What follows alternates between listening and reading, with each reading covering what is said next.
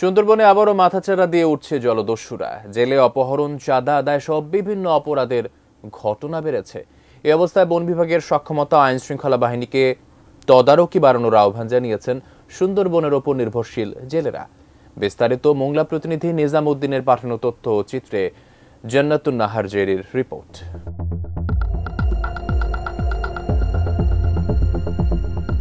সুন্দরবনের একসময় আতঙ্ক সৃষ্টি রেখেছিল জলদস্যুরা। অপহরণ, ডাকাতি সহ নানা অপরাধের অভয়ারণ্য ছিল এই ম্যানগ্রোভ বন। সুন্দরবনের উপর নির্ভরশীল জেলে বাওয়ালিরা সবসময় থাকে জলদস্যুর আতঙ্কে। তবে জলদস্যুদের আত্মসমর্পণের মধ্য দিয়ে 2018 সালে সুন্দরবনকে দস্যুমুক্ত ঘোষণা করা হয়েছিল। দীর্ঘ 5 বছর পর আবারও সুন্দরবনে আতঙ্ক ছড়াচ্ছে জলদস্যুরা। সম্প্রতি জেলে অপহরণ, লুটপাট, মুক্তিপণের ঘটনা চরমভাবে বেড়ে গেছে। নতুন করে সুন্দরবনের আতঙ্ক হিসেবে 4টি জলদস্যু বাহিনী শরীফ, মামু, ভাগ্নে, মজনু বাহিনীর নাম উঠে এসেছে। এর মধ্যে 2018 সালে আত্মসমর্পণ করা দস্যুদের কেউ কেউ পুনরায় এমন অপরাধে জড়িয়ে পড়ছেন। আপনি কি হার্টের সমস্যা নিয়ে দুশ্চিন্তাগ্রস্ত? স্বল্প খরচে হার্টকে ভালো রাখার সহজ উপায় মাতৃভূমি হার্ট কেয়ারে। বনের নিরাপত্তায় আইনশৃঙ্খলা বাহিনীর তৎপরতা কমে আসার বাড়ছে এ ধরনের অপরাধ।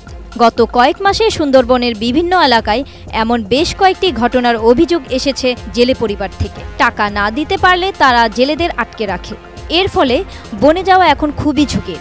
সরকারের কাছে এই সমস্যা সমাধানের দাবি জানান তারা।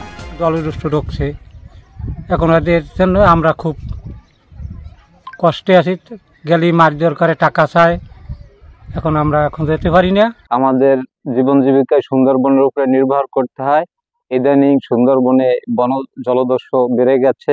আমাদের এলাকার একটা ছেলেকে আটকাইয়া তার কাছ থেকে মুক্তিপণ নিয়েছে এবং আমরা প্রশাসনের কাছে দাবি জানাই এর দ্রুত এদেরকে আইনের আওতায় আনা হোক।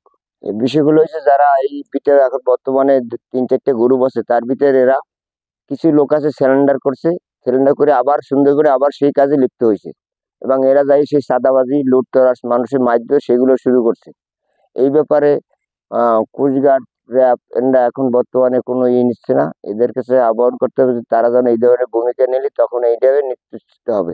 বন বিভাগের চাঁদপাই রেঞ্জ কর্মকর্তা জানান, যখনই এ ধরনের খবর তারা পান তখন অভিযান চালানো হয়। অন্যান্য আইন শৃঙ্খলা বাহিনীর সহায়তায় জলদস্যু প্রতিরোধে যৌথ অভিযান পরিচালনা হলে জেলেদের আতঙ্ক কাটবে বলে মনে করা হয়। আমরা ট্রেস করে ওদের ওইখানে গেছে, যাওয়ার পরে ওদের আর পাইনি। তবে এখানে স্থানীয় কিছু আর কি দুর্বৃত্তকারীরা এদের সহযোগিতা করে। আমরা তাদেরও ব্যাপারে আমরা খোঁজখবর রাখতেছি। অতি শীঘ্রই হয়তো যৌথ টহল মাধ্যমে বা যৌথ অপারেশনের মাধ্যমে এদেরকে আমরা সুন্দরবন থেকে উৎখাত করতে পারবো বলে আমি আশা করি। 2016 সাল থেকে 2018 সাল পর্যন্ত সুন্দরবনের 32টি বাহিনীর প্রধান সহ 324 জন দস্যু আত্মসমর্পণ করেছিল। Desk report, ATN news.